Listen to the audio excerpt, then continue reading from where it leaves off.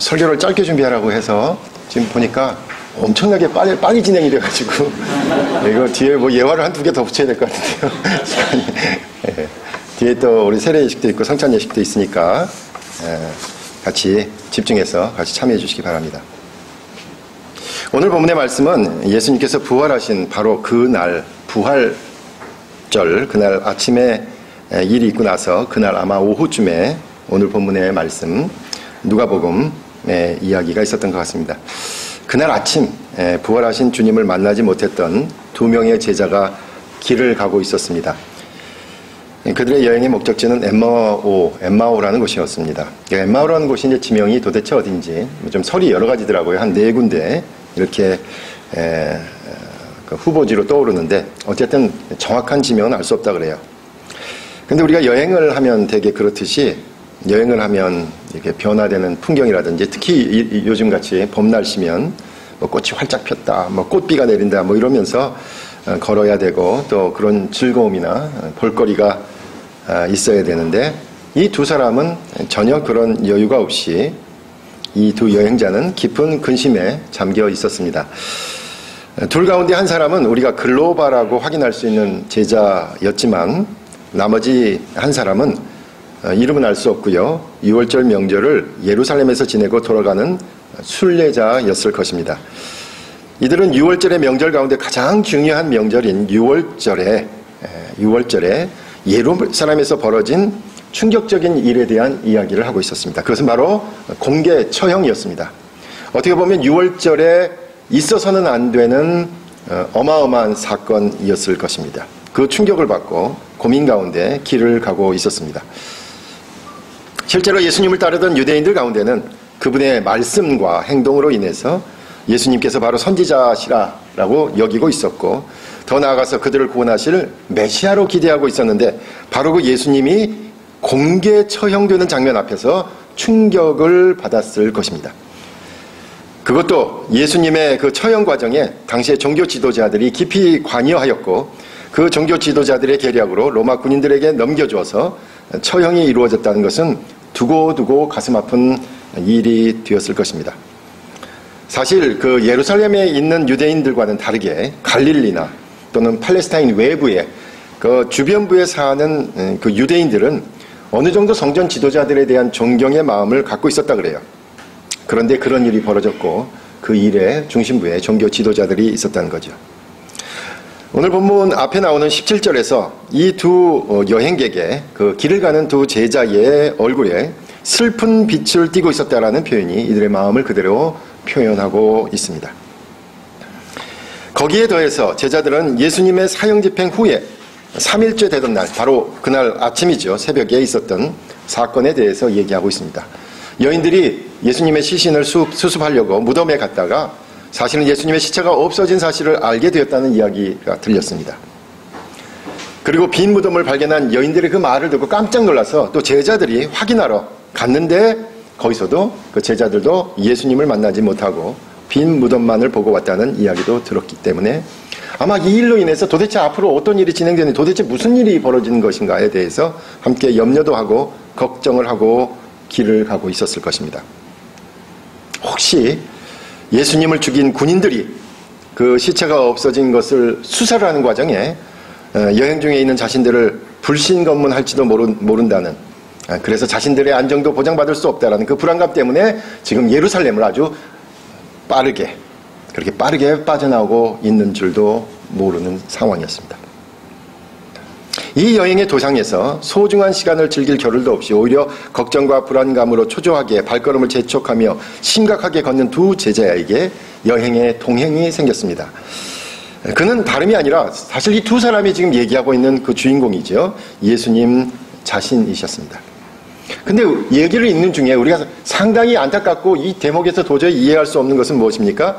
정작 그 두 제자는 자신들이 얘기하고 있는 그분에 대해서 그분이 지금 같이 있는데 같이 가고 있는 것조차 모르고 있더라라는 거잖아요. 이제 예수님께서는 같이 걸으시면서 두 제자의 대화 속에 끼어드셨습니다. 그리고 무엇 때문에 고민하고 있는지, 무엇 때문에 긴장하고 있는지를 물으셨습니다. 그렇게 시작된 여행객들의 이야기는 여행의 목적지에 도달해서도 끝나지 않았는데 예수님께서 하나님 나라의 그 복음에 대해서 여러 가지로 알려주시고 나서 아마 제자들은 그분의 이야기에 빨려 들어갔고 그분을 붙잡고 늘어졌어요. 그래서 자기들의 목적지까지 가서 자기들의 집이겠죠. 묵고 가시라고 그렇게 간청을 했습니다. 그리고 예수님과의 대화는 저녁 식사 때까지 계속되었는데 식사를 위해 예수님께서 축사하시고 나누어 주신 떡을 받아 먹고서야 그들의 눈이 밝아져서 예수님께서 자신들과 같이 함께 여행하셨다는 사실을 깨달았다라는 것이 오늘의 이야기의 내용입니다. 이 이야기는 누가복음에만 기록되어 있습니다. 우리가 이 대목에서 우리 신앙 공동체가 생각해 볼 것이 한 3가지 정도가 있지 않을까 이렇게 생각합니다. 첫 번째는 부활하신 예수님께서 순례자의 길에 함께 하셨다라는 겁니다. 사실 아까도 말씀드렸지만 이 이야기에서 가장 궁금한 대목이 바로 이 사실이잖아요. 모름지기 예수님의 제자였다면 그 글로바라는 이름을 알 수 있으니까 자신들이 존경하던 예수님을 단번에 알아보는 것이 당연할 것인데 왜 그러지 못했을까? 몇 가지 설명이 가능해요. 죽음 가운데 부활하신 예수님의 모습이 그전과는 완전히 달라진 몸으로 나타나셨기 때문에 몰라볼 수도 있었을 것이다 라는 추측도 가능하지요. 그런데 16절에는 이렇게 나옵니다. 그들의 눈이 가리워져서 그인 줄 알아보지 못하였다. 그들의 눈이 가리워져서 그인 줄 알아보지 못하였다라고 진단하였습니다. 제자들의 눈이 어두워져서 제자들은 그들의 길을 가는 동안 함께 있었던 예수님을 알아보지 못했던 거지요. 저와 여러분은 지금 인생의 길을 살아가고 있는 순례자입니다. 예루살렘에서 엠마오로 가는 그 제자들처럼 이 세상을 살아가는 순례자들입니다. 그 옛날 어떤 가수가 노래했듯이 인생은 나그네 길 맞는다고 할 수 있을 거예요. 그런데 단순히 인생이 나그네 길이라는 의미가 아니라 그리스도인으로 세상을 살아가면서 이 세상이 우리의 삶의 궁극적인 목적지가 아니라는 사실을 고백하면서 삽니다. 그래서 이 세상이 아닌 저곳을 응시하며 그것을 바라고 살고 있습니다. 그렇다고 뜬구름을 잡는 말만 하는 거 아니죠. 공상의 상상의 나래를 피하는 건 아니죠. 남과 소통할 수 없는 공상적인 말을 하면서 사는 것은 아니잖아요. 오히려 더 실제적으로 그리고 구체적으로 세상 사람들이 사는 세속적인 삶의 방식으로 살지 않겠다라고 다짐하면서 살잖아요. 그래서 인생을 순례자와 같은 모습으로 살고 있어요. 세상 사람들과는 다른 모습으로 살아보려고 몸부림치면서 말씀 붙잡고 주님 뜻대로 살아보려고 그렇게 노력하잖아요. 더 높은 곳으로 올라야 하고 더 많은 것을 가져야 만족하는 세상 사람들의 성공 셈법이 아니라 주님께서 사셨듯이 하늘의 원리와 윤리와 가치를 가지고 살아보려고 합니다. 그래서 스탠리 하워스라는 기독교 윤리학자는 이런 그리스도인들을 향해서 하나님의 나그네된 백성, The Resident Aliens라고 표현해서 부르기도 했습니다. 여러분, 외국에 살아나가 보면 어렵잖아요. 시민권 갖고 있지 않아서. 그래서 겨우겨우 우리가 영주권이라도 따려고 그렇게 노력들 하잖아요.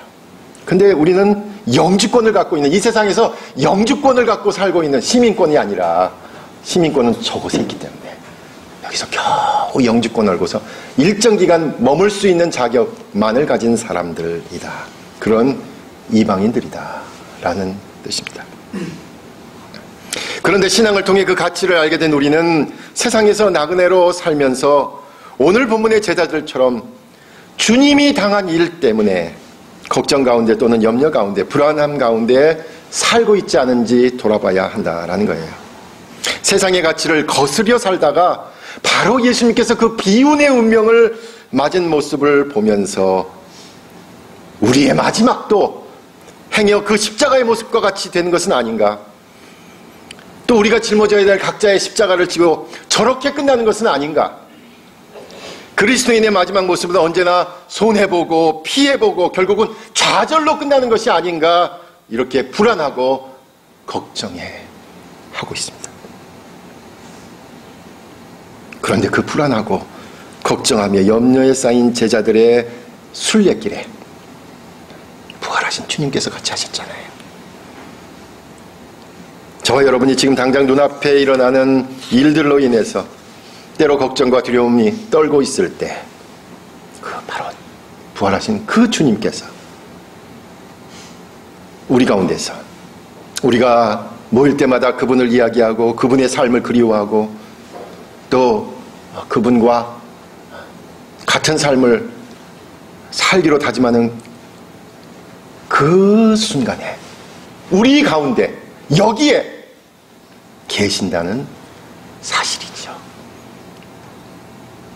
단지 우리의 눈이 어두워서 알지 못하고 의식하지 못하고 있지만 예수 그리스도를 그리워하고 그분의 삶을 따르려는 우리 가운데 여기에 함께 하신다는 겁니다. 봄이 되었어요. 제가 늘상 얘기하는 저희 옥상에 텃밭 있잖아요. 요즘은 그 걱정이에요. 그 방수 때문에 방수 공사를 하냐 마냐 막 이래가지고 저희도 그 모종을 좀 심지를 못하고 있어요. 모종을 심어놓고 방수 공사하면 싹 걷어야 되니까 갈 데가 없어서 지금 그 시간을 못 잡고 있습니다. 근데 요즘 저희 집 화분에 일이 생겼어요. 아침에 올라가면요 누가 이걸 다 헤집어 놓은 거예요. 화분 흙을 헤집어 놓는 거예요. 다 쓸어가지고 다 담아놓으면 그 다음날 아침에 또 헤집어 놓았어요. 예. 어제 범인을 잡았어요. 어제 까치가 날라와가지고 아주 끔찍한 까치가 날라와서 이게 뭐가 있을까요? 지렁이나 뭐 벌레가 있을래 잡아먹으려고 휘저어놓는 거예요. 예. 근데 말이에요. 제가 뽀얗이 이렇게 보고 있는데 까치가 저를 전혀 의식을 못하더라고요. 그냥 또 찍고 가요. 그래서 이제 저놈을 잡어 말어 이렇게 생각했어요. 주님도 아마 그러시지 않을까요? 예. 다 보고 있는데 지금 같이 있는데 여기 계신데 왜 우리는 걱정하고 염려하고 안절부절 못하고 그 십자가가 너무나 강한 나머지 우리의 종말도 저렇게 되는 거 아니야? 이 땅에서 저렇게 살다가 말고 마는 거 아니야? 라는 그런 패배의식 속에 살고 있지는 않은지 돌아봐야 할 것입니다. 우리는 인생 순례의 여정 내내 부활하신 예수님께서 늘 함께 하신다는 사실을 항상 기억해야 합니다. 눈앞에 벌어지는 여러 상황 속에 긴장하거나 어쩔 줄 몰라 하면서 예수님을 의식하지 못하는 게 아니라 담대하고 여유 있는 마음으로 우리 주님께서 함께 하신다라는 사실을 항상 기억하시기 바랍니다. 두 번째로 예수님과 함께 음식을 나눌 때 그분을 알아봤습니다. 음식을 나눌 때 제자들의 눈이 밝아진 것은 엠마오 집에 도착해서 주님과 함께 음식을 나눌 때였고 그제서야 제자들은 예수님을 알아보았습니다. 음식을 나누는 것은 교제를 나누는 것을 의미할 겁니다. 우리가 함께 음식을 나누며 교제할 때 서로 위로를 얻고 서로 힘을 얻고 새로운 지혜를 얻습니다. 서로 교제하는 것이 아주 중요합니다. 그런데 더 중요한 게 있습니다. 30절에 보니까 뭐라 그랬습니까요? 그 손님인 예수님께서 아주 주인처럼 행세하셔요. 그죠? 대개는 손님이 오시면 주인이 떡을 떼고 떡을 나눠야 되는데 여기 주객이 전도됐어요. 30절에 보면 손님인 예수님께서 주인처럼 떡을 가지고 축사하신 것을 볼 수 있어요. 이거는 그대로 보면 성찬식을 얘기하고 있어요. 예수님께서 중심이 되어 그분을 따르며 그분을 믿는 공동체는 주님을 따르는 공동체는 주님과 함께 교제하는 공동체는 그 서로의 사귐 가운데 주님을 알아볼 수 있다는 거예요. 그리고 그분의 말씀을 기억하여 그분의 뜻을 헤아리는 일을 함께 계획하고 시작하고 이루고자 할 때 마음이 뜨거워진다는 것입니다. 우리가 이렇게 부활하신 주님을 이야기하며 함께 음식을 나누고 그분의 말씀과 의지를 기억하는 신앙 공동체는 뜨거운 마음으로 서로를 위로하고 격려하는 삶을 살아가는 운명 공동체입니다.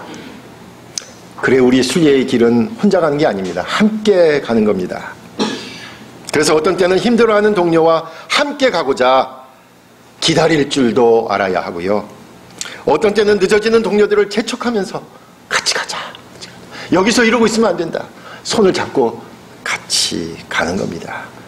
부활하신 주님과 함께 가는 순례 공동체입니다. 우리가 함께 예배하고 주님의 일을 하면서 순간순간 주님의 호흡과 주님의 숨결, 그리고 그분의 손길을 구체적으로 느끼면서 엠마오의 두 제자들의 마음이 뜨거워졌던 것처럼 우리 안에서 뜨거움이 있어야 합니다. 또 그러한 뜨거운 열정이 우리 가운데서 회복되어야 합니다. 오늘 우리가 찬양을 할 때, 우리가 예배를 드릴 때, 그리고 우리가 함께 주님의 일을 할 때에 우리 마음이 뜨거워지는 것을 느꼈습니다. 라는 고백이 우리 가운데 많아졌으면 좋겠습니다.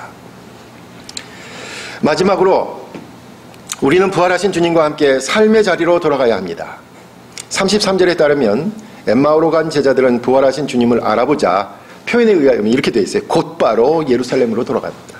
아마 그날 내내 걸어서 집에 왔다가 주님하고 식사하고 바로 다시 돌아간 것 같아요. 그리고 예루살렘의 제자들과 함께 하였습니다. 여행은 돌아갈 곳이 있어서 즐거운 겁니다. 그리고 여행을 떠날 때와 돌아올 때는 전혀 다른 사람이 되어서 돌아옵니다. 그것이 여행의 목적이었습니다. 여행에서 돌아오면 이제는 변화된 마음과 시각과 믿음을 가지고 살아갈 것이기 때문에 의미가 있습니다. 엠마오의 제자들은 예루살렘에 떠날 때의 상태와 이제 돌아갈 때의 상태가 완전히 다르게 되었습니다. 부활하신 주님을 만난 제자들이라 하더라도 상황이 바뀐 건 전혀 없습니다. 분명히 위험이 도사리고 있고요. 아직도 염려가 밀려올 거고요. 복잡한 일들이 기다리고 있을 것입니다. 그런데 그들은 깨달은 게 있죠. 변화된 게 있죠. 혼자가 아니라는 사실을 깨닫게 되었습니다. 바로 부활하신 주님께서 함께 하실 것이기 때문에 앞으로 닥칠 그 어떤 일들도 넉넉히 감당하겠다고 결단한 겁니다. 오늘은 부활주일입니다.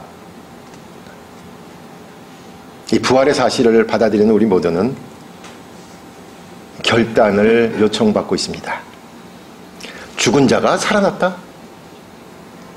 세상적인 과학이나 의학적인 상식으로는 말도 안 되는 소리잖아요. 죽은 자가 살아났다? 이 엄청난 변화 아니에요? 그 변화를 얘기하는 우리 가운데 요청되는 것은 저와 여러분의 변화입니다.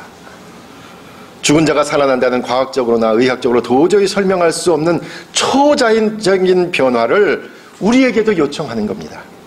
주님의 말씀과 의지를 지키며 살고자 할 때 우리에게 닥칠 그 어떤 시련이나 연단이나 고통 가운데서도 주님께서 함께 하실 것이다 라는 마음과 믿음의 변화가 우리에게 요청됩니다. 여러분, 수없는 부활절을 지내면서 예수님께서 부활하셨다는 말이 여러분 개인에게는 어떤 의미가 있습니까? 도대체 어떤 의미가 있습니까? 여러분에게, 각자에게는. 그만한 변화를 나도 감당하겠습니다라는 얘기가 아닐까요? 그런 질적인 변화를 내가 감당하며 살겠습니다. 나도 내 시각을 바꾸고 내 믿음을 바꾸고 내 삶의 모습을 바꾸겠다라는 그 말씀을 다짐하는 거겠죠. 그리고 부활을 통해 진정한 승리가 무엇인가를 보여주셨던 그 주님께서 변화된 삶을 살고자 하는 저와 여러분에게 세상을 이기는 믿음과 삶이 무엇인지를 알려주실 것을 기대하며 사는 겁니다. 바로 세상의 가장 큰 고민과 염려인 죽음을 이기신 그 주님과 함께 그리고 진정으로 변화된 삶으로 용기 있게 나서는 저와 여러분이 되시길 간절히 부탁드립니다. 기도하겠습니다.